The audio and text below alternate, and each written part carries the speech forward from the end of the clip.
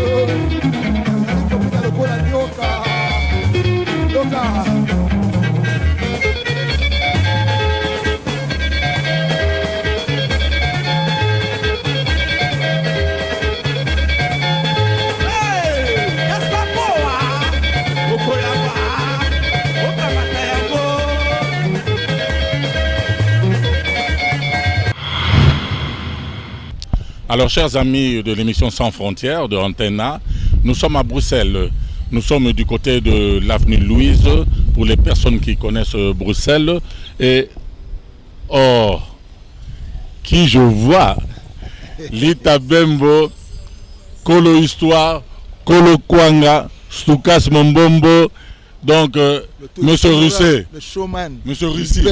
Le vieux ici. Monsieur viens ici. Viens ici. On y vient. C'est bon notre chéri, vraiment, avant tout banda. Vous avez ta tour côté. Naki on a magasin ko atanga kombote. Vraiment nazo pesa na kolo nzambe kelibiso journal yelo izala na boko na ye. To kanisa pe bato ba wei bazoko kufa na Goma pe na ba est kuna na ba Bukavu. En tout cas, pasteur Bernard Nzalou kuna na Mont Sinaï, oyoki déjà Lita Bembo abandina Losambo. Losambo ya chabiso pe nege pa okibiso boye na émission ya chabiso pe na mabondeli. Bernard Nzalou yoki parce que mboka ezaka ya biso to na sika okende yalité. Poto bundela mboka na biso ça est le comment te faire laisser la bazalendo beaucoup long. Nous vaincrons. Et nous pensons une pensée à nos femmes victimes de viols na est na bato bazo souffrir kuna na est parce que c'est pas facile hein pour vivre na place à guerre. Moni esengo bota kamawa ma pe bota ka bisengo. Mais tu penses na prière parce que tu allais ngaza chrétien catholique na penser parce que na pena catholique. Tant que c'est l'émission boy faut to chaka na bango liboso pour to sala peser na masoto ngo sala. So to sala yango te to comme kaka bato il faut respecter les morts. Pour respecter les morts. Quand on respecte pas les morts et là comme na potoa, faut faire attention à kuluna si ba côté na potoa. Alors, donc, Damoni déjà dans toi. Ah oui, c'est vrai. Hein? Je crois que une pensée à notre fille Océane Mpiana. La fille de JB Mpiana. Ouais, faut beaucoup penser à cette fille. En tout cas, Makambe Belé. Donc, comment est-ce que mort Yamutu bato mosusu bavandi na bandako basala ngo badébat basala boye baloba boye tout ça. Est-ce que na bango wana so tena c'est 22 vies 22 vies. Donc il croit que ça soit c'est les baisses na à cause de la vie. Non, faut respecter ma mort. Moi j'ai préféré époque il y a 12 ans combattant. Il fallait ça là. On respecte que ça battre misala baso banga lelo comment on kan ndenge wana. Mon histoire de terminer parce que ça fait mal là les qui ce qu'on fait na pas réseaux sociaux. Réseaux sociaux donc un grand artiste a confeli moana mais ba mort ba personne à respecter. Comme on va débat au boye o abimaki ndenge nini o akofona nini. Bango moko na nzambe na bango a rejeter biso bango bata mo kitu rejeter bango mais tomoni toyoki. Mais c'est pas enfin n'habite hein. Namona so mutayebani so akofeli mutu to akofiye moko. Ogwa etibomba nini ka epucha kate. Epucha kaka donc mission babata kanuna bata bakisi mais obi vie mutumo ko tata na fungo la vie na biso. Est-ce que so la lepongi na tongo ko la moka. Ah. Tanto la ka pesa nzambe merci na tongo. Tout ça la kangote moni photo ebake. Makambo ya hôtel li web so bato ezana kana bapoka nzambe to tika polémique pendant tout ça la vie na koma bato ministère ça ka ministère te bongo bato boni o ba kufa na kona na goma o bango donc ça ka gwa ka pa ministère e bani na ye hein so ministère da ye epucha biso no so doit rendre bona ba ministère te bango ka so te dans so bato ba ye bani il suffit d'être un homme public donc il suffit ka aux yeux de la famille to au sale accident to ka boye. C'est louche. Il n'y a plus de mort naturelle. Donc il y a un peu que na émission na yo petite pince na pesi ma autour na mboko na Nzambe. Nzambe a dirigé biso na pasteur Bernard Nzalo. Assemblée pour la Congo RDC et puis sans oublier Fachi Beton. Na FADC na Wazalendo. C'est bon. Mais monsieur il faut y mbakaka. Congo emboka biso basomi Congo eto akabola biso yo na nani Congo eto tikala sena yo moko FARDC na Wazalendo tokolonga yango wana Lita Bembo kolokwanga le pays faut aimer le Congo et bien papa na bino baza bato soko si papa na bino na mona yo api Arthur Pinzi na ngapesa témoin moko témoin moke na pesa nete tabana mike basaki réunion na 20 ni mo Congo papa Kingotolo papa Kanza Nguvulu na Zalando na Kasabobu tango Arthur Pinzi oui tango commissaire de risque à police tango je parle 59 non 59 oui bakimi bakanga Kasaba kimi bakanga papa Pinzi bakanga papa Zalando na papa Kingotolo les images sont là ça c'est l'histoire alors baba la histoire c'est un fils d'un héros. Un héros. Les héros oubliés de la République. Donc, basenga li pendant de papa na bango. Donc continue. Faut témoigner. Heureusement, il y a un quartier Pinzi Kuna et quartier Pinzi. Il reste Tikala Pinzi. Babunda quand même pour l'école. Quand on parlait de papa et puis c'est Kingotolo. Papa Kingotolo ndé moto. Kingotolo Antoine. À ça que nini tozo nini la bako la bako tozo li panda. C'est la Bako. Il y a des gens qui ont oublié ça. Papa Nabino, Papa Pinzi. Oui, Baoutaki Bruxelles, dans 59 ans. Papa il fallait pas ça discours. Ngouvulu, Alphonse Ngouvulu. C'est ça, merci. Alphonse. On a eu Congo. Les évolués, quand tu as évolué. Donc, on parle de Papa Ngouvulu, l'intellectuel du Congo, Papa Ngouvulu. Français n'a pas l'indépendance c'est Kitoko. Eh ben dis donc, Sylvain Ngouvulu, vous avez entendu ça? Mimi Ngouvulu, Hélène Ngouvulu, vous avez entendu ça? Oui, c'est un Gali Ngouvulu. Tu fais la 8, on a numéro 2. Baba na mi. On ne sait pas où Congo, donc comme on est l'autre c'est moi mission ko to penser na ba héros na biso na ba victime na biso ya est que to ba ke to kolonga. Monguna kozamboka na te. To ça mboka mususu te. Mon c'est le Congo ba Thierry Pinzi ba ça ba Thierry Pinzi ba c'est le Belamboka le Congo RDC. Ah ben oui. D'accord. Je peux continuer. Ah ouais. Donc oui que Mogo Lita Bembo bi gata toza petit ça pour moulay si on a pas toi moulay boko tango yo te mona moke tango ko lipeto kokani comme ndengo moko ka banzo to petal kaka tout casse mon bombo mais si je comprends bien les gens qui ont vécu ah ben oui et il a vécu Babenga Kaye namoni Jean-Pierre est allé à sali Parce que le livre, et puis on parle de Lita Bembo, oui. La bête de scène. Livre Bimi pour présenter Bête de scène. C'est pour votre information, il y a pour ça il y a équipe on a marketing attaque na faire la carte parce que oui, maintenant nous allons faire relancer notre musique. Notre musique est abandonnée. On n'a pas encore eu l'indépendance de la musique congolaise. Malgré Arena, malgré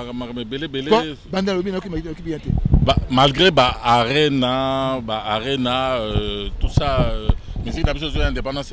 Arena, grand journaliste Pinzi, Nazar Koloba, sans que Bananga Moutamoutimo côté, mais la musique congolaise est bête na poto 200 passés, 300 passés, et rapporter la musique congolaise de l'autre côté, bien et rapporter kaka na artiste, biso na musicien, promotion na biso, c'est tout. L'évolution en musique congolaise. Tout ça, on va rentrer ensemble avec ça. Tout le monde a ma ministre Yolande, autour de ce qui bon il y a Goma Zoa Kiango. Non, quand on joue dans la salle, on a oui, mais selon bon tu peux s'en dans la Goma, tu es bien té. C'est triste. Dès que c'est à bordure. On comprend non? Bête musique na ona public na ko yaba ko sepela. Ko bate ko alo to mbongo ngali tamina ko beta wa na beta na Zenit to na beta na Olympia mbongo ke na buka na Goma. Non. Nous combattons to pour na victime na biso. Ouais, c'est la makate. Est-ce que na lobia mbongo za combien? Non, mbongo za combien? On m'a dit Beyoncé bête qui en 2023 na stade. Beyoncé oui. Amoni, c'était que beli aye le mamatos na ye. On a vu bien sûr quand on fait la musique on a même groupe la groupe l'électricien bango ça c'est le showbiz américain bango ça c'est ça que na ko pesa na tamo ko américain na Californie na pesa ma parati et a pesa solo pe pour y abimi système 8 millions pour la tourner à Pamba ba faut tu plus de 30 millions donc ils sont à kamati 2 millions pesi et ça activer biso te tra biloko wana tu ka même ya bien té c'est le mingi ya faux. Et puis Batagoma batala na bajesem amonike yakate baba nini facha bimbong moni mabe mona bato fachi fachi beton l'homme qu'il faut à la place c'est ça donc voilà vraiment je crois que le message est passé selon l'Itabem donc ça veut dire que le concert Jobé Tamawa ils ont rapporté enfin plus d'artistes ils ont rapporté rien n'était congolais rien mais quand même à part musique et na poto, qu'est-ce que tu en penses? Ouais, musique et na poto, ça les félicitations. Na bato a bandi yango, na pena bato kene yango. Mais il faut ça la na promotionnel. Promotionnel. Il y a état congolais. Et faire vouloir bisoto to zala. Vous comprenez? To zala pas to zala. Au moins yango. Le fait l'Itabien on a bête tout en Olympia. Mais la bête pas en public, mais ko ba ko tala ngai. Mais les Congolais, on parle de l'État même à Congolais. Mais la musique, c'est la musique congolaise. Et ce qui peut avoir. Et puis, tant que Abimaka, suffit de la catégorie que au tel journaux, rien. Kaka ma finga beti beti. Comment c'est pour la type il faut aller au Bayango. N'a qu'un concert à Wazeko. Oui, concert à Wazeko. J'étais là. N'a pas qu'un balcon. Quand il y a un modèle Afghanistan. Oui, Afghan. Ah, c'est le style afghan. C'est afghan. T'as la caméra comme ça, c'est le style afghan. Pour la monnaie, pour comprendre.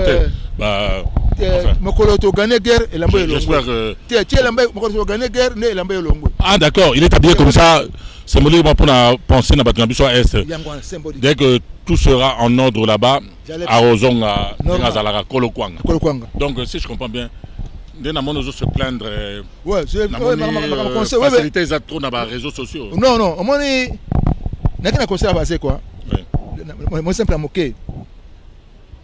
Mais il y avait un public. Mais voici quoi, à préparer ce spectacle pendant 1 an, 2 ans, on a tout évité. Ah, il y a une chorégraphie. Dans le concert, c'est lui. Tu es dans l'hôtel. Tu es là, tu es là. Mawa. Ma finga. Non. Et puis, il y a un grand journaliste, c'est comme ça. Les loyaux. Na moi, tu as peut-être que na bête musique les loyaux dans la salle. Na na banzembo te. Bête na le fond musique. Salaka to gwana yo, ton saka salle. Plein zali, musique telle bangote. musique etali bango te ababila babinaki bien betali bango bango ka plein so plein dans la salle ay wana au gagné yo pour ça là-bas on a à la fin dans un spectacle mais je crois que les gens ne comprennent pas ou avec un autre temps autre mœurs je crois que la période du bino bozo beta na potawa ba congolais bazali pe belete ba année ba 2000 yo ba congolais ba tonda ni donc ça dit que dans la période on a paix bon ça va plein déjà avec le peu de public le congolais bazala kiawa ça va plein je me rappelle encore même nakata ça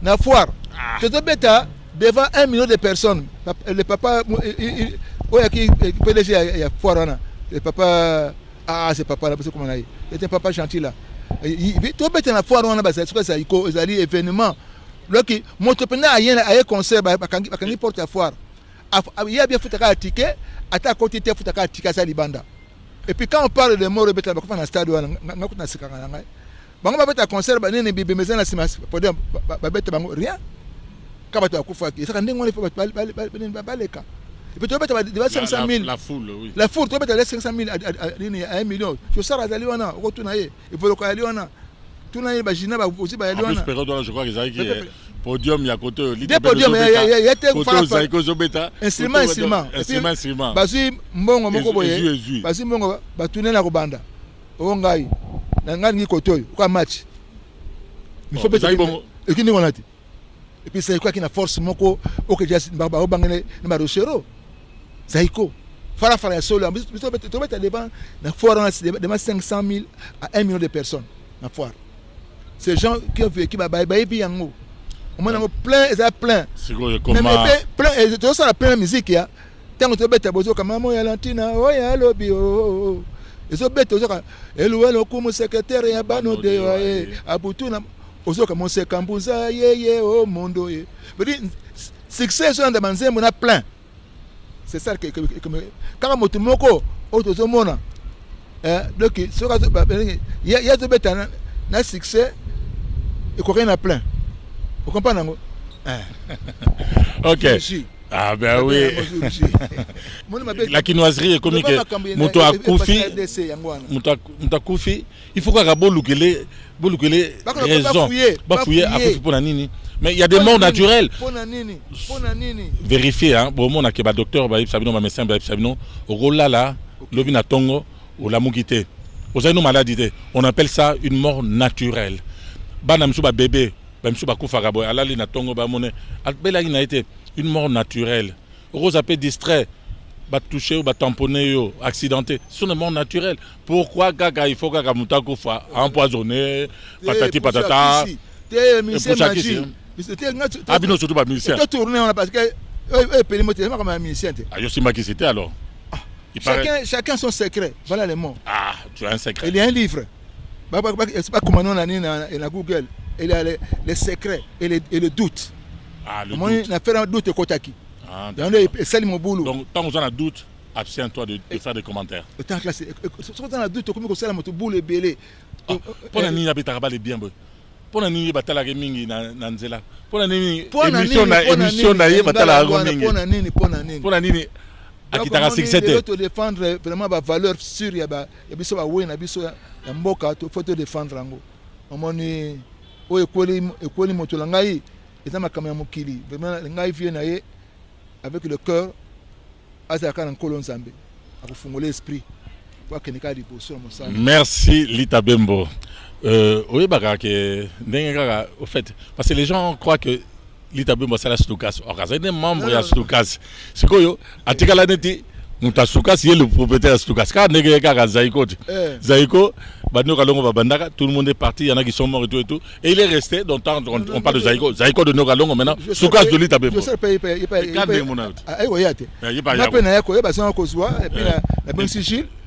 Gilles Ayaki. Oui, papa est passé par avant d'aller chez Zaiko. Dans 68, 69, je crois. C'est quoi? Mais c'est quand même que c'est rébellion, révolution. Tout ça, c'est quoi même quand tu me dis souci Stukasanga est-ce que ayemba na nzemo ayemba te voilà c'est pas accueilli ah c'est à continuer Zaiko hein Moi, il y a une pince, il faut tout ça, cette histoire. Il faut répéter les gens qui ont vécu. Il faut chercher les gens. Bato asali zaiko ndambo ezali bata stukas. Ngana na stukas na kuti matima Pierre Komo Damien Enoch. Et non quoi ça vient. Oui, comme le pop, il y a matima qui t'appelle comment na kuti matima Pierre Komo Damien Debo. Enoch. Et puis tant aussi là aye kota 5 personnes. On a stukas. Oba kino sala zaiko. C'est zaiko. Oba sali viva kaka bata stukas. On est vivant dans stukas ça dans tableau belé. Ah oui, bongo wende surtout. Ndini bongo wende belé mo konsi. Mais belé mona ngo. Donc stukas ça dit hôtel stukas ça ba et que la Victoria. Stukas. Omoni côté musique nous avons un tableau. Nous avons une histoire cette musique. Ah bah oui. Et botika la batubena stukas qui sont là. Oh qui sont là ali suka ali qui sont là suka ali ma tromba ali nani yo makolan ali na quoi il y a comme un pasteur tu connais tout je le salue ici et puis au bateau ngamba ça na bomoyi tout préparer concert na biso Gold na Tata Raphaël na festival ali Foreman et ali à nous je crois ouais les 50 ans mais parce que tout marché comme ma guerre tout ça là au fait Foreman a autokufa il y a le mois passé, je crois. De 74 à 2025, c'est là qui est 50 ans. Mais puis, c'est bien pas pour commémorer le combat de créer le festival Ali Foreman. De créer un festival chaque année.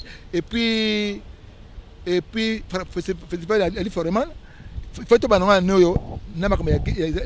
nous guerre to stopper mon pour qu'on aurait pas choisi la mission à faire d'essai et à propriété bato ko ko bino petit podium na stade bozo binaka non et ça quoi ni et parce que la potawa yo na kini le 8 mars ya ba mama ya Belgique ngana c'est pelaté beaucoup c'est la montée que le 8 mars bébé le 8 ano yo ko ça té to que na méditation de l'église mais na kini en tout cas 8 mars ngo zala penza ndenge parce que tout le monde pensait à l'est. Non moi quand journaliste tout ça on a boit là na Bruxelles na Bruxelles donc 8 mars zala penza papa na bino ba so indépendance yango yo il fallait que ma maman ya biso à Belgique ba sala ma signe que année yo to sala rien to na l'église so ba poto la tiango okena l'église no sambeli ozo na parler au TV meli ma pene ya liona mais na tinde vidéo ya nini ya match ya Belgique et qui des gars mais ngata tela ngabi ba tout ça normal baso bina monte na de Lucas il faut mona il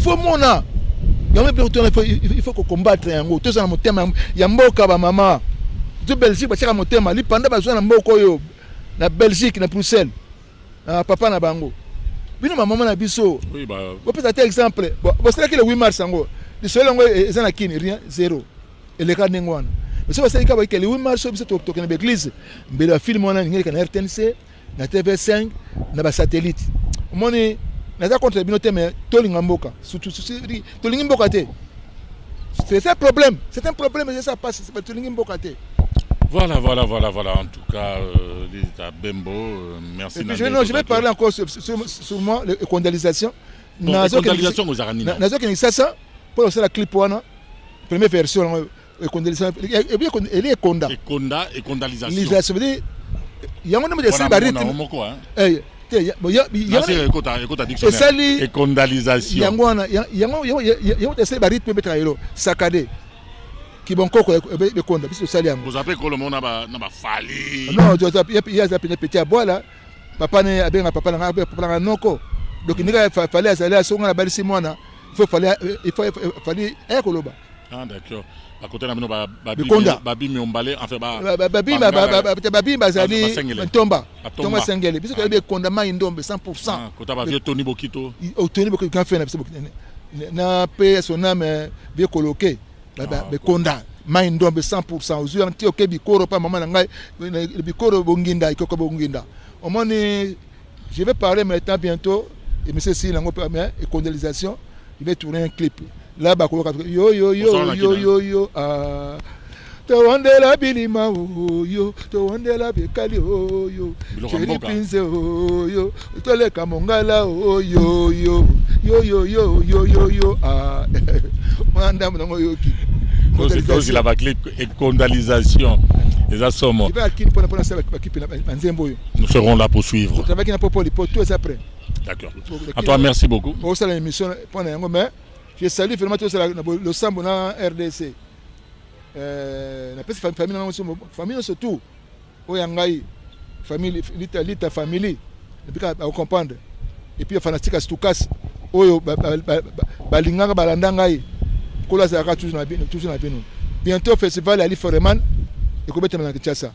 Banga marketing. Nous serons là. Donc, hello, comment secrétaire Bano de yo.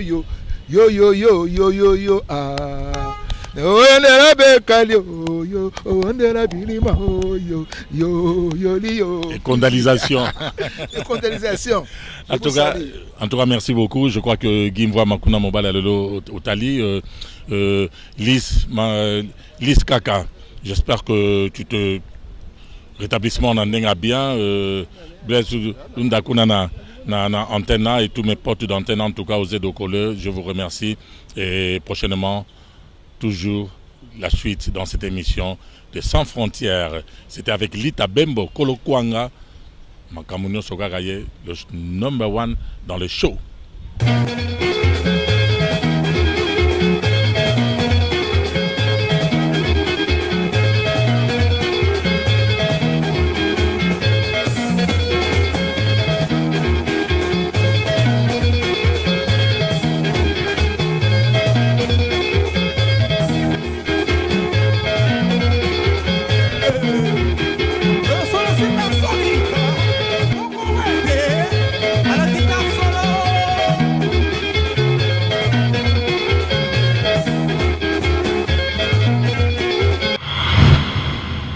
Et voilà, chers téléspectateurs de cette émission Sans Frontières, je crois que plusieurs personnes ont eu la joie de revoir Lita Bembo Kolokwanga.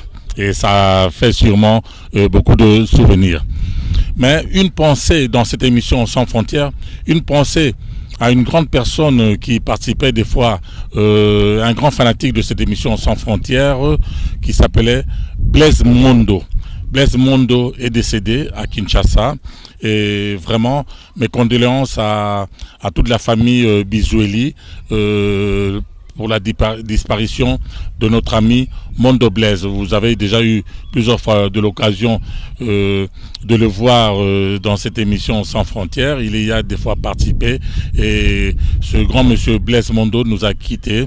Et mes condoléances à notre sœur Kato, Kunana Bizoueli, Kunana Kulumba, Kingabwa. Lapin, tout est parti. Donc, les soldats qui ont cascade, ah, oui, c'est ce frère, c'est lui, dans un poto.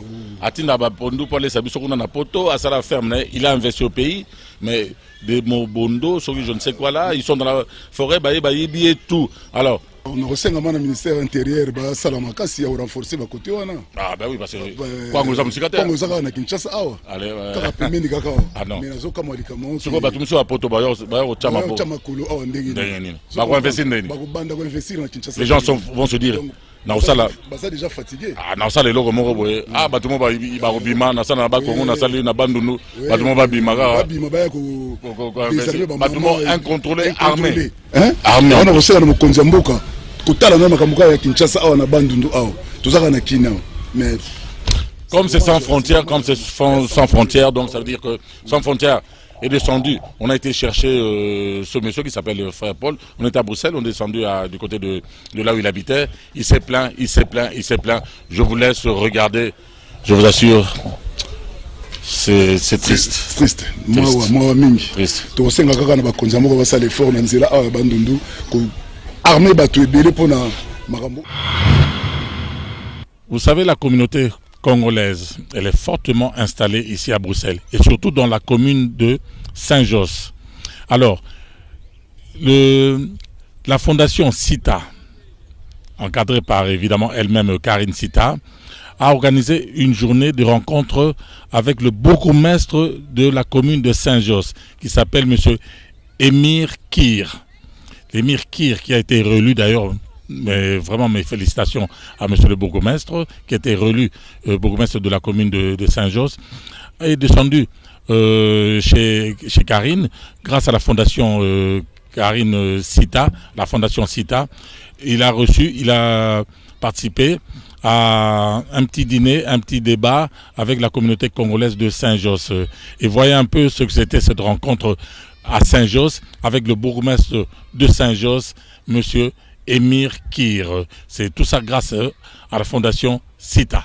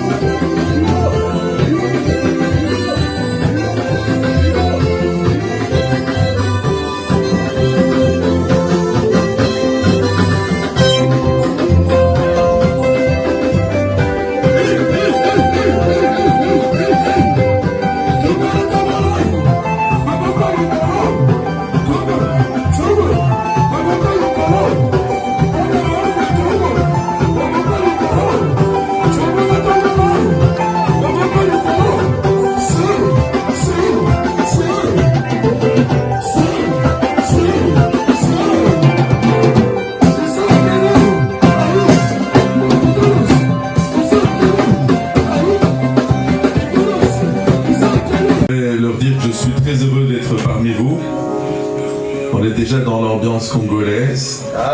J'ai été particulièrement impressionné par les artistes.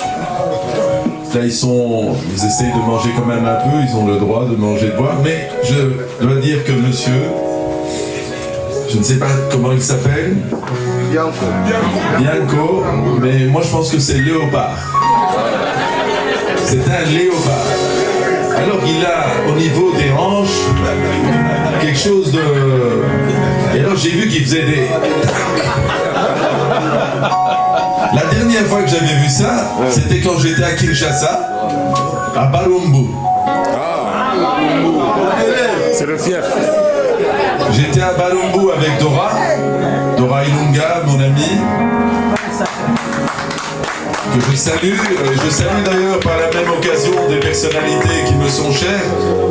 Un autre beau visage de la communauté congolaise. Entre nous, il a un titre, c'est le président Yves Massambi. Celle qui est avec nous aussi depuis maintenant plusieurs années, elle habite le quartier également, Stéphanie Ngongo. Et alors, ce soir, nous avons un autre ami du quartier, et aussi qui est un très bon fonctionnaire, très bon collaborateur, Yacine Mbajou, qui est parmi nous. Et avant d'en venir aux Congolais, je voudrais saluer mon ami Bonas de la communauté guinéenne qui nous a accueillis il y a quelques heures. Juste à côté. Merci Bonas pour ton amitié. Alors mes amis congolais, je voudrais vous dire ceci. J'ai été ému par les propos qui ont été tenus par ce journaliste. Je voudrais vous saluer, cher ami qui venait du Congo. J'ai eu la chance dans ma vie une fois d'aller au Congo. Je fais encore le vœu que j'ai déjà fait d'y retourner. Mon plus grand rêve, c'est d'y retourner. J'ai eu la chance d'y aller. Dora me disait tout le temps, allons-y, allons-y. Et un jour, c'était en 2019, aux alentours du mois de novembre, j'y suis allé. C'était 45 ans après, le combat du siècle entre Mohamed Ali et Foreman. Et je suis allé ce jour-là. Et ce jour-là, grâce à ton frère Christian, qui était revenu de Sud-Afrique, on a eu le privilège d'aller visiter le stade où il avait fait ce combat du siècle. Et on m'a raconté l'histoire, c'était ce journaliste qui faisait partie du comité organisateur de Mobutu, qui avait fait le combat, il nous avait expliqué Ali Boumaye. Je suis allé, on m'a expliqué tout ça. Alors je vais vous le dire tout de suite.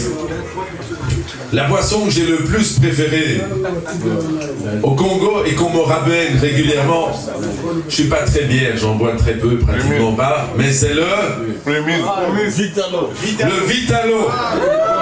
Bravo. Alors, si vous venez à la commune avec une bouteille de Vitalo, vous êtes les bienvenus.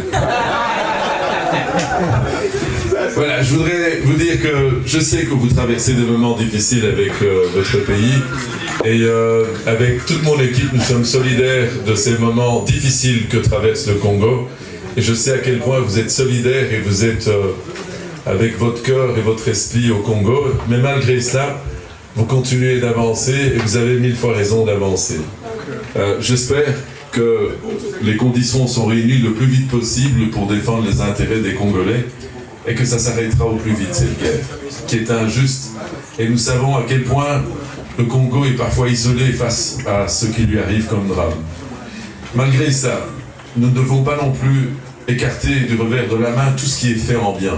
Et je voudrais saluer d'un côté Karine et Mireille pour leur fondation, pour tout ce qu'elles font aussi pour reconstruire au Congo, reconstruire à partir de la diaspora congolaise ici, mais amener aussi du savoir-faire, de l'accompagnement vers les jeunes là-bas. On peut les applaudir très fort pour cela. Et aussi pour cette belle soirée culturelle congolaise qui nous est offerte ce soir. Je voudrais aussi dire que deux choses qui me tiennent très à cœur. D'abord, vous savez, à Saint-Josse, on a tous des origines. On vient de Wallonie, de Flandre, on vient de Congo, on vient du Maroc, on vient d'Albanie, ou on vient comme mes parents de Turquie. 3 raisons justifient le départ d'un pays. C'est la guerre, fuir la guerre, les raisons politiques ou les raisons économiques. Personne, je dis bien personne ne quitte son pays parce qu'il a envie. C'est être arraché, c'est devoir enraciner ailleurs, c'est difficile, c'est jamais facile. Mais je pense que dans ce monde, s'il y a bien une commune où on se sent bien dans sa différence, sans être montré du doigt, c'est Saint-Josse. Et si c'est le cas, c'est parce qu'il y a eu un grand bourgmestre dans cette commune, qui nous a précédés. Les anciens se rappellent, tu t'en rappelles, c'est Guy Cudel. Guy Cudel a inspiré des gens comme Dora, comme moi. Il m'a tenu par la main, il m'a emmené, et nous avons cru en lui, et nous avons continué à sillonner le chemin qu'il nous a présenté. À Saint-Josse, vous êtes tous d'abord et avant tout des humains. On ne regarde ni le sexe, ni la couleur, ni la croyance. On est avant tout de Tonneau-Doigt, avant tout des citoyens. Et vous savez, à Saint-Josse, quand on est d'origine, on n'est pas nettoyeur simplement, on n'est pas balayeur simplement. Et je suis fier aujourd'hui, j'en ai l'occasion. Dora est l'un des beaux visages de la commune. C'est la maire adjointe maintenant depuis tant d'années. Et elle fait un boulot fantastique pour la communauté, mais aussi pour toutes les communautés. C'est grâce à elle qu'aujourd'hui, en matière de coopération internationale, on est beaucoup plus efficace, beaucoup plus effectif encore. Pourquoi ? Elle a voulu que cette politique de relations internationales avec moi soit une politique qui parle aussi aux habitants de Saint-Josse, à leur famille qui est dans le pays d'origine. Et c'est pour ça que nous sommes allés ensemble à Balumbu, à Gombe, aux collines de Selembao, et je suis si fier qu'ensemble, on ait pu apporter notre pierre à l'édifice pour la maternité. Avoir financé en partie le générateur qui permet de sauver des vies pour la maternité des collines de Selembao, c'est très important. Et en cela, je voudrais te remercier, Dora. Bravo pour le travail que tu as fait. Bravo. Et je pourrais citer encore tout ce que l'on fera pour les autres. On parlait tout à l'heure de 2 villages en Guinée. J'espère qu'au cours des prochains mois et des prochaines années, nous serons aussi là-bas pour aider à la forestisation de 2 villages qui ont été en partie détruits à cause d'un barrage et qui produit la misère. Aujourd'hui, nous avons la possibilité d'agir, nous le ferons. Mais je voulais vous dire ceci. À Saint-Josse, en plus d'avoir des beaux visages comme Dora, comme Yves, comme Stéphanie, la communauté congolaise est bien représentée dans l'administration. Vous savez que le premier poste le plus important de la commune, le poste le plus important de la commune, secrétaire communal, donc c'est un peu la direction générale, est occupé par une femme d'origine congolaise.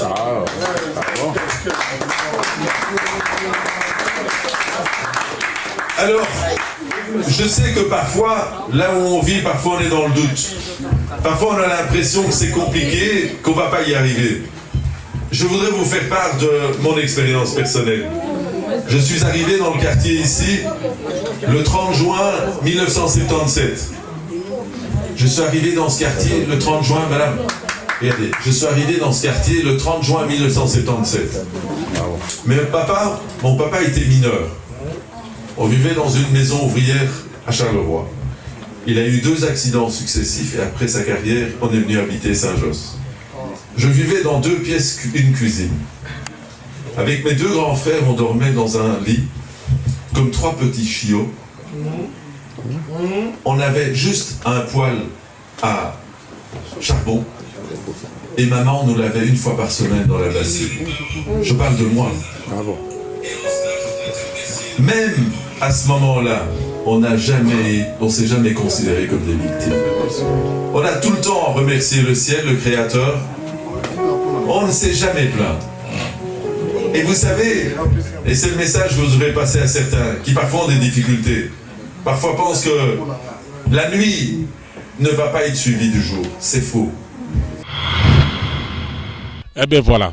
Avant de vous quitter, chers téléspectateurs d'Antenne A, la chaîne de référence et les amoureux de cette émission Sans Frontières, nous allons rencontrer un musicien qui était dans la musique qu'on dit profane et qui maintenant fait de la musique chrétienne. Il s'appelle Didier Kapia. Didier Kapia était un musicien de Blaise Boula, hein, vous savez, Blaise Boula de Wenge. Il est venu en Europe et ici, il a eu l'appel du Seigneur et nous l'avons rencontré du côté de Mille Bruxelles, du côté d'Anne-Saint-Saëns, et nous avons fait parler monsieur Didier Kapia qui a fait sortir un album dont nous allons vous proposer quelques extraits, mais avant tout, écoutons-le. Et je crois que c'est avec lui que nous allons terminer cette émission. Et un grand bonjour à Fifi Mouchecha, madame Didier Kapia, qu'on appelle maintenant Didier Walesa. Et chers amis téléspectateurs, nous allons nous rencontrer, nous donnons rendez-vous les semaines qui suivent pour une autre édition de l'émission Sans Frontières. On ne sait pas, sur Jérusalem, Wapi, en France, à Bruxelles, à Kinshasa, à la Gaga. Et ça, Sans Frontières, et on a raté placer les Gaga. Allez, chers téléspectateurs d'Antenne A, bonjour chez vous. Didier Walesa. Ah, Papa Chéri, Tozali. Nangola Nzambe Toza. On est là, dans ma Lili. Ouais, Didier Walesa. Batu bayebi yo kota ba wenge siko yo okoma no sambela netka batu to ça ba on a pas passé. Mais la fois passée, on va que aux kota studio. Fadi. Ah, makaba studio on est. Donc ma studio déjà c'est Silaki déjà. Oh, c'est Silaki. C'est Silaki déjà, ma studio c'est Silaki déjà et ça fait du coup déjà clip en un moment déjà, il y a Mbeka Motuya. Oh. C'est déjà la plateforme Ezali. Audio dans la plateforme et tout, clip dans la YouTube. Donc Mamou vraiment les autres la paix, consulter, ça va. Oh, mais c'est bien alors, nous avons une salle clip parce que tous les la clip à moi bima c'est que Didier Walesa. Clip nous avons c'est moi Mbeka Motuya. Mbeka Motuya. Oh, Mbeka Motuya ngo ba suni ya Mbeka Mokuya. Mbeka Motuya. Tozanga en fait tozanga na mutu moko na mutu moko kaka ba mi balete. Donc yende asomba humanité. Donc makila na ye Mbeka Motuya. Donc akami pesa ki Mbeka. Ami kabaki Mbeka po ngana to za nde toza boye na bomo ipe na liberté. Yoka ba boule toujours ya Klawenge. Non, c'est vrai parce que ça pour na yende toza boye. C'est pour na yesu masate mais toza boye. Non. Ah oui. Ah mais comment? Ben ouais, ben pour la Jésus. Ah yoka ba boule. Ah donc en tout cas, il faudra te proposer bah téléspectateurs sur la Sans Frontières. Oui bah ebi mutu biso Didier Walesa, oui que ya zaina wenge hein. Expliquez-moi un peu. Bon, en tout cas, bandeko na ngai quand ndenge Papa Chéri autoloba to traverser to uti musika. To uti wa musika. Nzamba zibiso na ba wenge. Nazalaki na clan wenge. Mais maintenant na komi Ozaina nani? na mon président, mon ex-président. Ah, ex-président, toujours c'est bon vieux, l'ingénieur Yaciel. C'est les bouts. Donc yende mutu a formé babiso yo de toza lelo boye. Donc on a formé par ingénieur. Bato ba bien ingénieur mais ngai mara bien maragito courant. Blaise Boula. Donc ça toza formé par nae. Donc on a formé par nae donc Sikoyo. Yesu abengi. Moment époque abengi biso. Depuis 2000, depuis année 2000 hein. Ah d'accord. Depuis l'année 2000, nous avons toujours dans Bonzambe. Ah ouais. Idée Wallace. En tout cas, chers téléspectateurs, tous la sous clip vous sommes déjà tout au canal nous tout la clip au sali.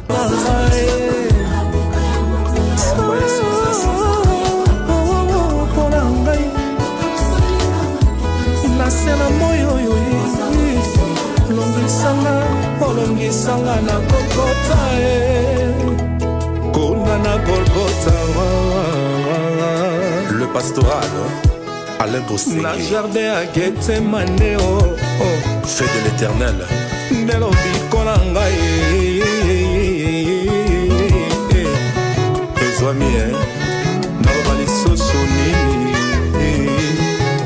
Merci Jésus. Time, Chimpak, Bolbi Ankamboy, le manager le plus célèbre. Nabonzambe.